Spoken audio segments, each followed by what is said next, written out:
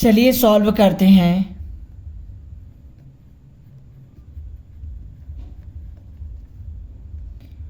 From equation first 7x minus 2y upon xy equal to 5, इसको हम split कर लेंगे तो हो जाएगा 7x upon xy minus 2y upon xy equal to 5।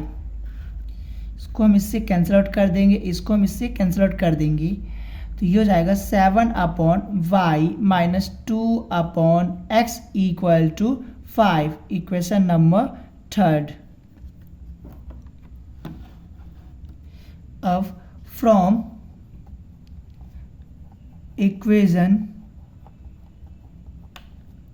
Second 8x plus 7y upon xy equal to 15, तो इसको भी हम स्प्लिट कर लेंगे तो ये हो जाएगा 8x upon xy plus 7y upon xy equal to 15। तो x से हम x को कैंसिल आउट कर देंगे और y को हम y से कैंसिल आउट कर देंगे, तो ये हो जाएगा 8 upon y plus 7 upon x equal to 15। Question number fourth. अब हम लेट कर लेंगे, let 1 upon y equal to n और 1 upon x equal to m। तो from equation third and fourth 7 upon y minus 2 upon x equal to 5।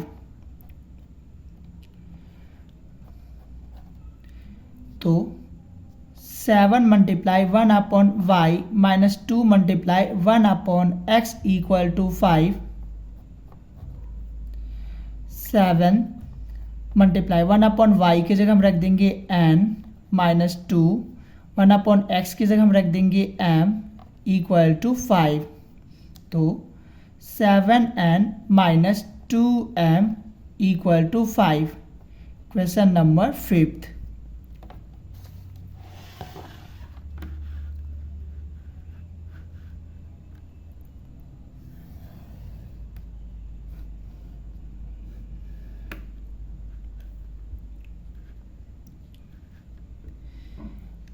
Eight upon y plus 7 upon x equal to 15।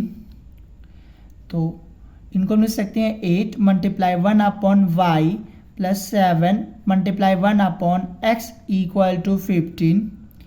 8 1 upon y की जगह हम रख सकते हैं n plus 7 multiply 1 upon x की जगह हम रख सकते हैं m equal to 15। Question number 6।